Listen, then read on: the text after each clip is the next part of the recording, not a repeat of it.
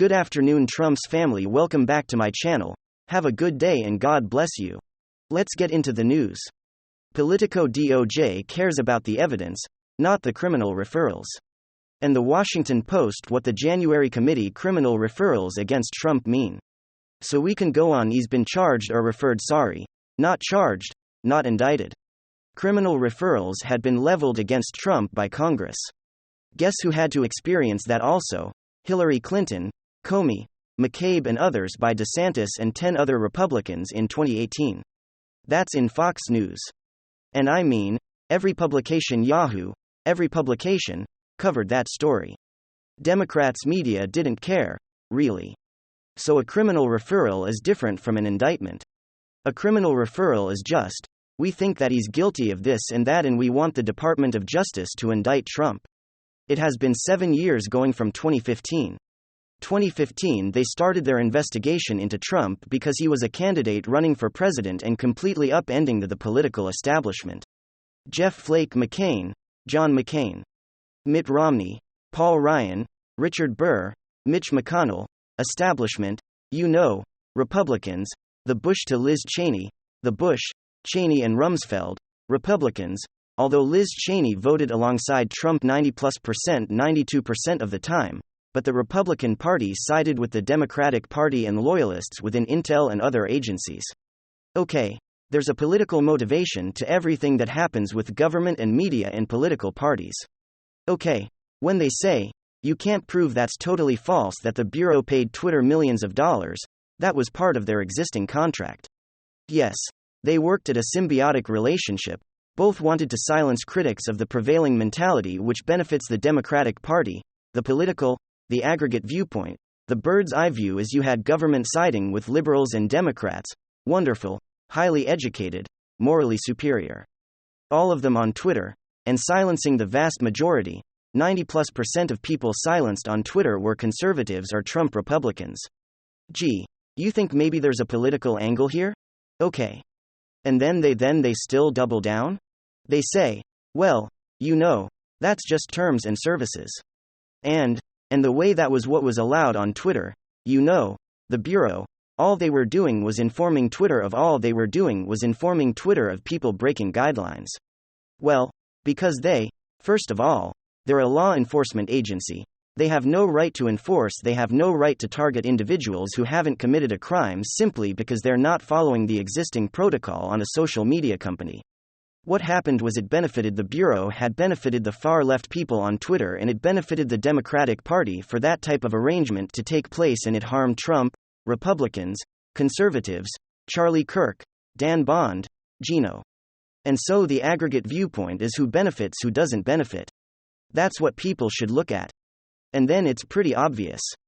Alright folks, you're going to have a situation where they're not going to indict Trump. It's like the meme. They're not going to indict.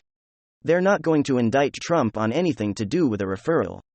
That committee referral to the DOJ, they had 2 years to prove that his words cause criminal activity. They had 2 years to prove that they did not prove that his words were protected on the First Amendment, in fact, and we found out from the Twitter files that not only did he not break any rules, he should never have been banned. Other country leaders, other leaders in other countries said infinitely worse whenever banned. And Twitter officials themselves didn't even think that his words constituted a break-in protocol or trust and safety or moderation. And this is some big news. One of the weakest arguments that we kept hearing from these left boids is private companies can do what they want. They say it's funny how these communist left droids turn into corporate capitalism, private enterprise defenders the moment it benefits them. Well, of course, that argument has been weak to begin with, it's become not only weak, but truly flawed and disingenuous. Because as we're learning, decisions to ban people, decisions to censor particular speech actually didn't come from private business decisions at all. It's no longer my private company. But as we know, as has been exposed, social media companies have been taking these actions at the behest of the FBI and other organizations. There is no more private company argument. It's dead over Finnish federal agencies. We're using private companies to circumvent the Constitution, which of course, We already know. We've covered not exactly new news, but the update that we have today makes it even worse. Not only were federal agencies subverting the Constitution and suppressing lawful speech, but they were using your friggin' tax dollars to do so. Alright, folks. So it's bad enough that your taxpayer dollars, baseline, were funding the FBI to take these actions. Paying their salaries is one thing, paying for the department is one thing, but as we learned now, from the Daily Mail, it's even worse than initially thought. FBI paid Twitter $3.5 million, quote, to do its bidding. Taxpayers' money was used for processing requests from the Bureau amid Hunter Biden's censorship scandal. As anger grows over secret state censorship of the American people, the FBI handed nearly $3.5 million of taxpayer money to Twitter to pay its staff to handle requests from the Bureau as it sought to ban accounts. A Twitter employee wrote in a February 2020 email the company's safety content and law enforcement scale had collected $3,415,323 in less than 2 years from the FBI for law enforcement-related projects. The email, which was revealed by journalist Michael Schellenberger, stated that Scale had instituted a reimbursement program in exchange for devoting staff to processing requests from the FBI. The emails were entitled "Run the Business, We Made Money." The accounts that the FBI asked Twitter to ban were largely linked to conservatives and, quote, foreign influence operations. Twitter initially believed that the Hunter Biden laptop story was, quote, Russian disinformation. It was revealed Monday that Jim Baker, Twitter's top lawyer and ex-FBI general counsel, personally intervened to say that it should be banned. We'll continue on with the article in a second here. But let's pause and take a moment to really put this into perspective. My private company is what they say. Well, that argument goes straight out the window. The moment taxpayer dollars are paying for these platforms. It's not a private company making private company decisions if they're taking public dollars and doing the bidding of public agencies. And you see the focus now, don't you?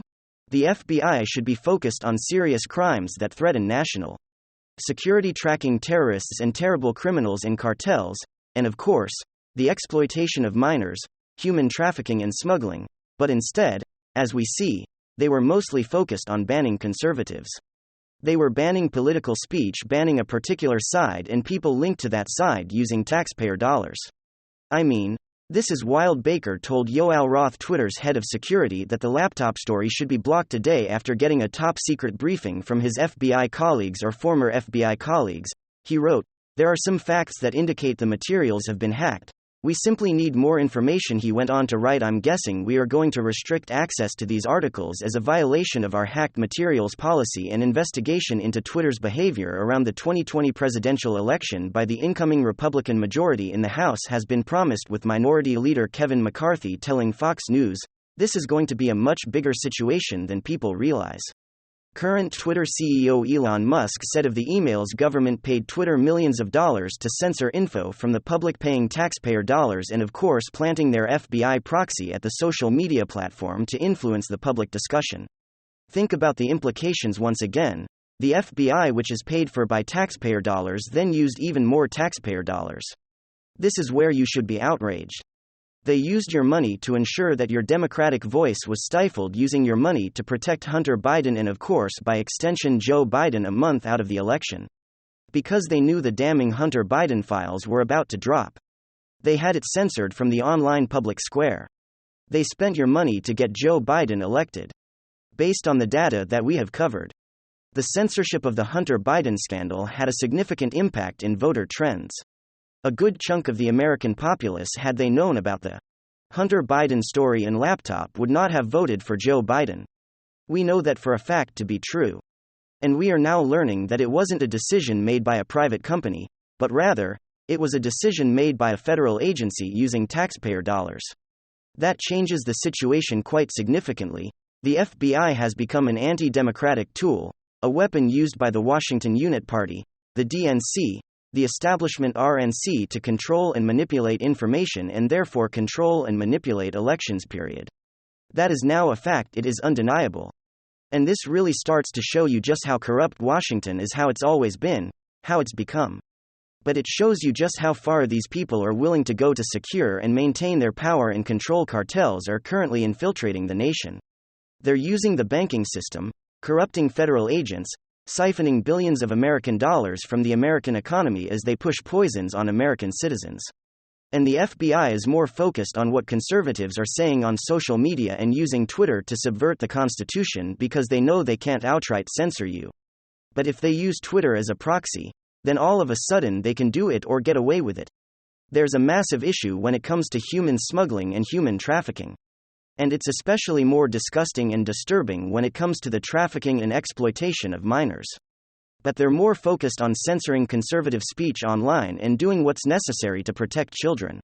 They're more interested in censoring conservatives than they were ever interested in actually thoroughly investigating Jeffrey Epstein and everything that he was up to, and everyone that he was connected to, an individual who was known to be doing what he was doing for nearly a decade, and the FBI never even lifted a damn finger. There are gangs controlling and terrorizing entire communities, neighborhoods, and the FBI is more focused on censoring a conservative soccer mom. They're more focused on fabricating false narratives to impeach a duly elected president and stopping him from winning re-election. And that tells you all that you need to know. The word corrupt doesn't even begin to describe it.